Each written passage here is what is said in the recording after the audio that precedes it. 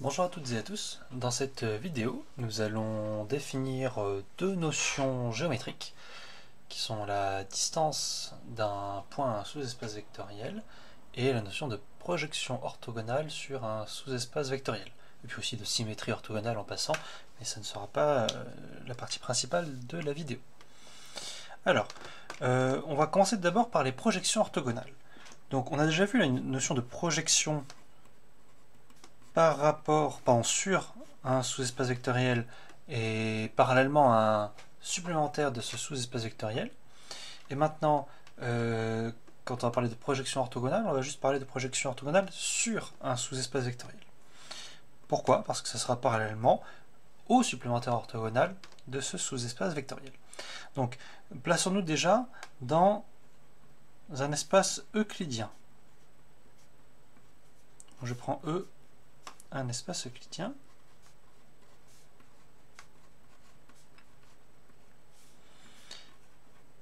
Et je prends F, un grand F, un sous-espace vectoriel de E. Et je dis que la projection orthogonale sur grand F, c'est la projection sur grand F et parallèlement au supplémentaire orthogonal de grand F. Et de même, la symétrie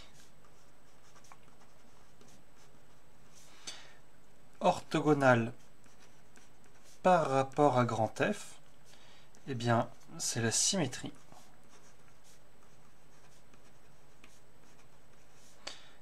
par rapport à grand F et parallèlement au supplémentaire orthogonal de grand F.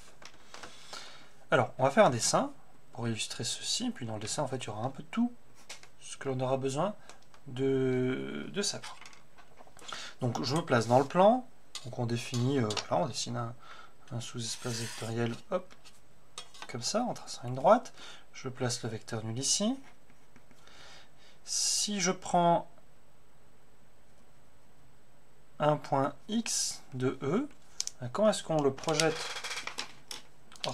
orthogonalement? Donc, là, j'ai mon point X, ici, mon vecteur X, pardon. Eh bien, on le projette orthogonalement, juste, hop, en traçant un angle droit comme ça. Et puis, le symétrique, hop, c'est comme ça. Donc là, on a le projeté orthogonal de X sur grand F, puis là on va avoir le symétrique de X par rapport à grand F. Tout en ayant surtout, hop, comme ça, un angle droit là.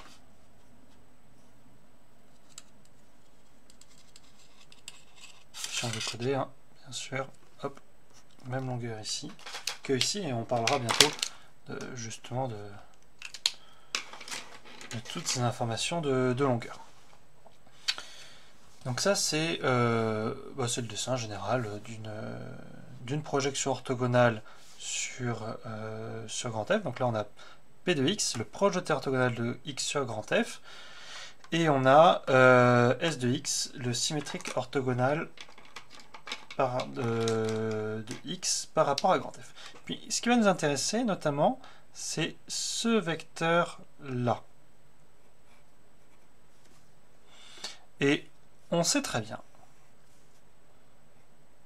donc ce vecteur c'est X moins P de X, où P est la projection orthogonale sur grand F, et on sait très bien que ce vecteur est dans le supplémentaire du sous-espace vectoriel parallèlement auquel on projette, donc est orthogonal à grand F.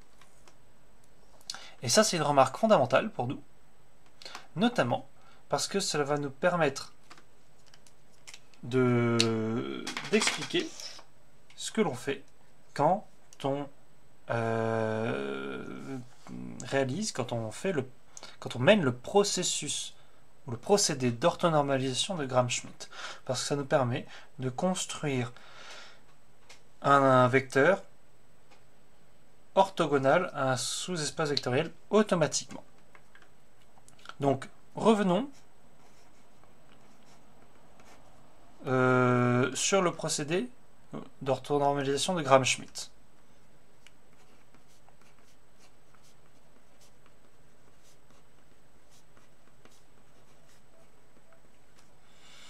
Donc on part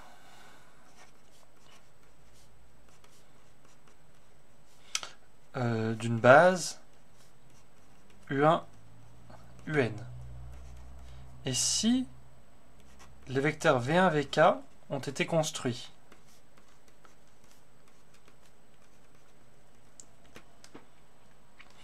eh bien, donc pour nous dans le dessin, c'est comme si grand F serait le sous-espace vectoriel engendré par V1, Vk. On va l'appeler F indice K.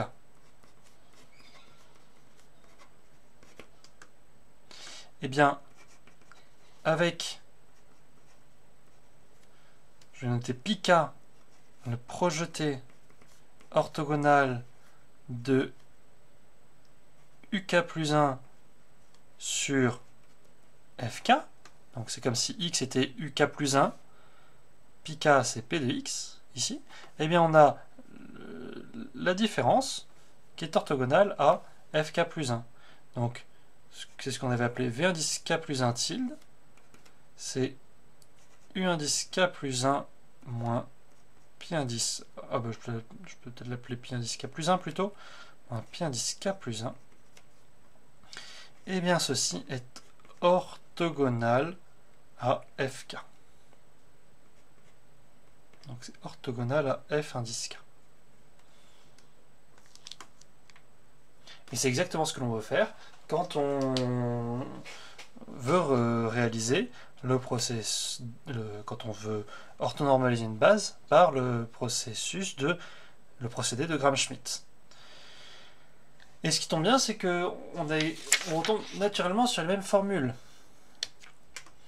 Donc, on peut dire que c'est une remarque, mais c'est en fait quelque chose d'assez important. Donc, dans le même cadre, hein, donc soit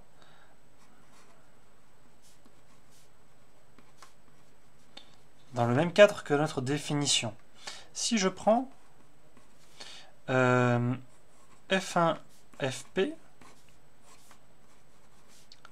une base orthonormée de grand F, que je la complète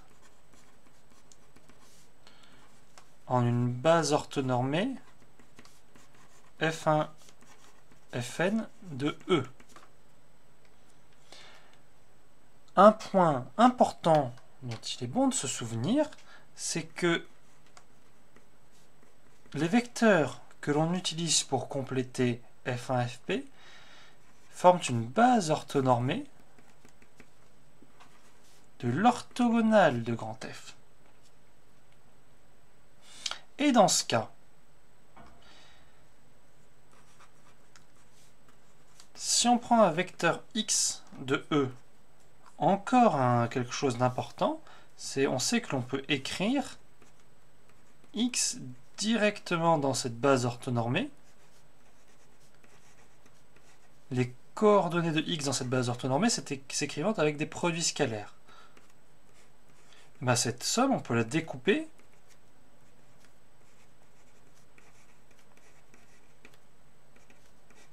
sur la première partie de la base et sur la deuxième partie de la base.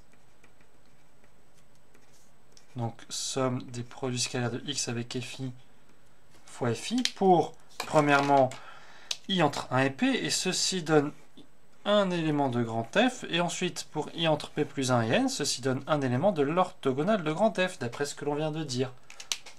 Bref, automatiquement, eh bien, le projeté orthogonal de x sur grand F, qu'est-ce que c'est? Eh bien, c'est ceci, la somme pour i allant de 1 à p du produit scalaire de x avec fi fois fi. Donc ce qui est remarquable là-dedans, c'est que pour calculer le projeté orthogonal de x sur grand F, en fait, on n'a pas du tout besoin d'expliciter l'orthogonale de grand F. On a juste besoin de connaître une base orthonormée de grand F. Et on peut comme ça calculer une projection orthogonale. Et si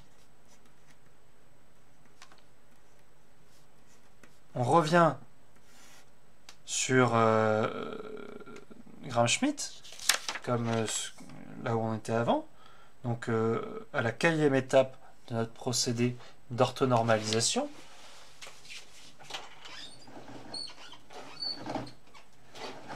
que se passe-t-il? Eh bien,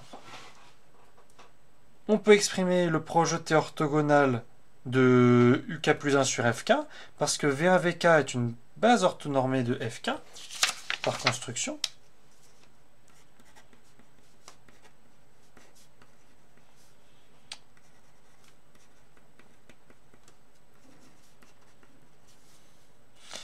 Donc, on sait bien que le projeté orthogonal de UK plus 1 sur V1V sur FK, c'est ceci, somme pour I allant de 1 à K du produit scalaire de UK plus 1 avec VI fois VI, et on retrouve bien la formule obtenue. On retrouve bien, avant renormalisation, notre UK plus 1 moins la somme pour I allant de 1 à K du produit scalaire de UK plus 1 avec VI fois VI. Donc cette formule-là, il n'est pas forcément nécessaire de la savoir. Pourquoi? Parce qu'en fait, si vous avez bien compris ce qui se passe sur ces histoires de projection, vous pouvez la retrouver assez facilement. Et en pratique, vous avez vu que quand on mène les calculs, on n'a pas forcément besoin de le savoir, parce que ces coefficients s'obtiennent très facilement, juste en écrivant que notre VK plus 1 tilde doit être orthogonal à V1VK. On l'écrit comme UK plus 1 moins une combinaison linéaire des VI, donc, et on obtient tout ça vraiment facilement. Donc ce n'est pas forcément une formule à retenir. Par contre, ce que vous devez bien comprendre, c'est que l'on obtient que le procédé d'orthonormalisation de Gram-Schmidt correspond à faire des projections orthogonales successives.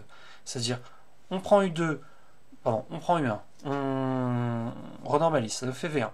On prend U2, on le projette sur la droite engendrée par V1, et on prend la composante orthogonale, c'est notre V2 tilde qu'on renormalise. Ensuite, on regarde U3, on le projette sur le plan engendré par V1 et V2. On regarde la composante orthogonale, c'est notre V3 tilde, qu'on renormalise, etc. Ça, cette idée, vous devez vraiment vous en rappeler. C'est important. Alors, maintenant, si on reprend notre petit dessin, ce qui va nous intéresser, alors j'anticipe un petit peu sur ce que l'on va démontrer, c'est la longueur de ce segment.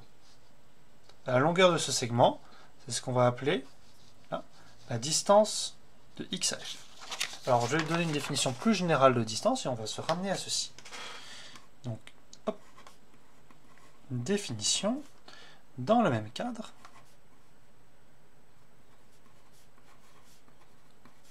Donc E, espace euclidien, F, sous-espace vectoriel de E.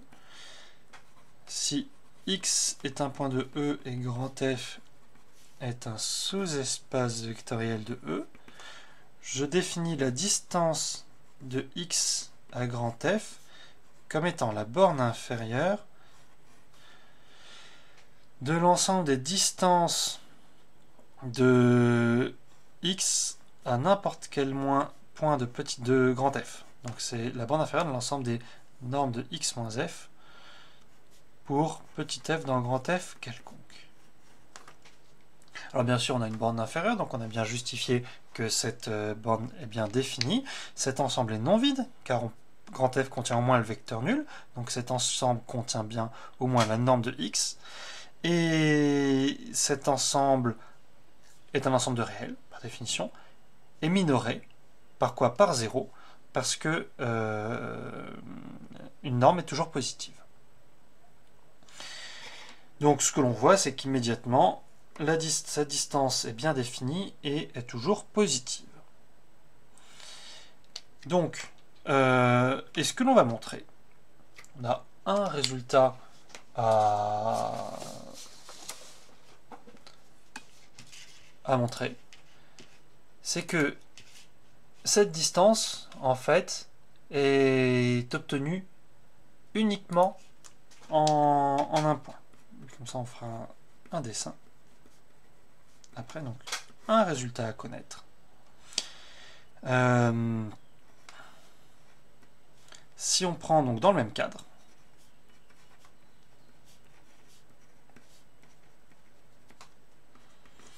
il existe un unique point que je note P dans grand F, pour lequel la norme de x moins P, c'est la distance entre x et f. C'est-à-dire que cette distance, cette borne inférieure, est en fait un minimum et est atteinte en un point. Et donc c'est le projeté orthogonal de x sur grand F. Donc le dessin, c'est celui-là. Si on a grand F ici, le vecteur nul là, un vecteur x ici. Je refais le dessin précédent, cette fois-ci en 3 dimensions. Qu'est-ce que la distance de x à f? Eh bien, on projette x sur grand F. On va dire que le projeté, hop, est, on va dire ici.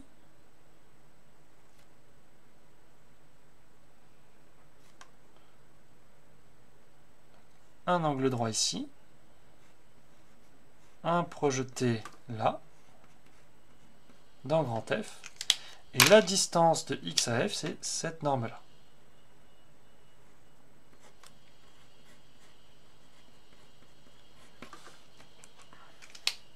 Et on a bien que x moins son projeté est orthogonal, notamment au projeté. Ça, c'est quelque chose d'important que vous retrouverez assez souvent. Alors,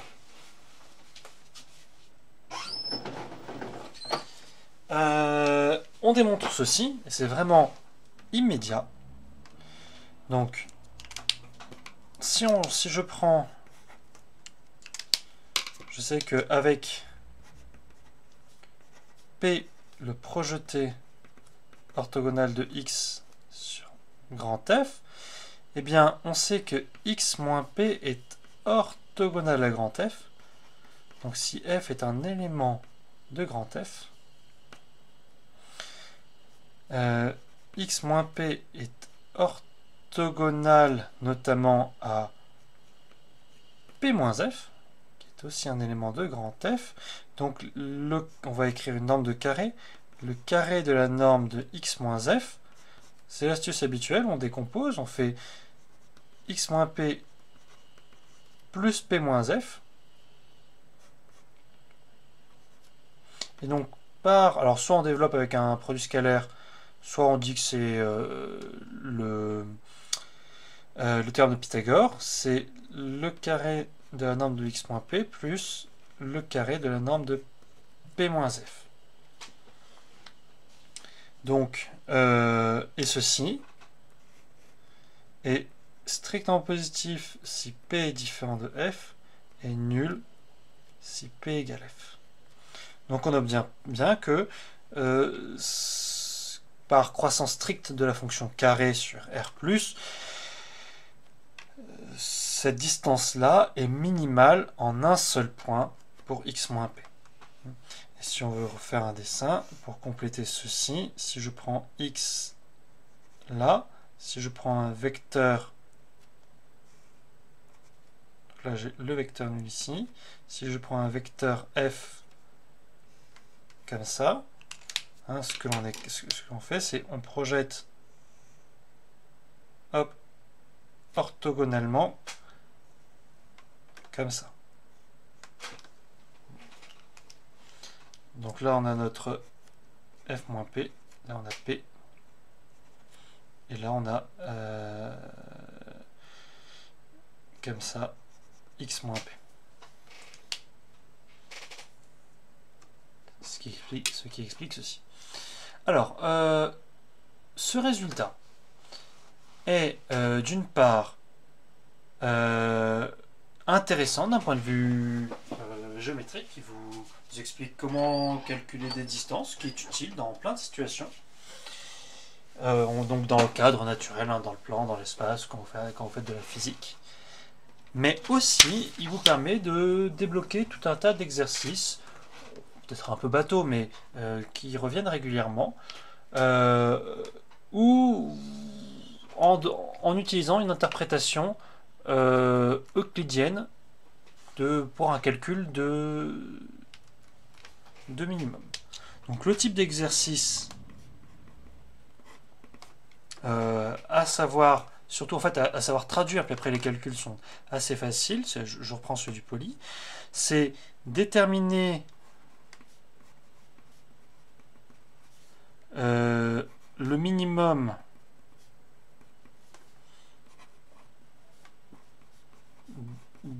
de l'expression suivante pour deux paramètres a et b réels. C'est l'intégrale de 0 à 1 de x carré moins ax moins b au carré dx. Cela a l'air d'être une question d'analyse, mais en fait, si vous appliquez ce que l'on vient de faire, ce n'est pas du tout une question d'analyse, cela peut se réinterpréter géométriquement. Une remarque là-dessus, nous avons déjà fait tous les calculs. Donc comme exercice, c'est juste, vous devez juste comprendre la question, la traduire avec ce que l'on vient de faire, et voir que en fait, les calculs ont déjà été menés dans un exercice précédent. Donc à vous de le faire.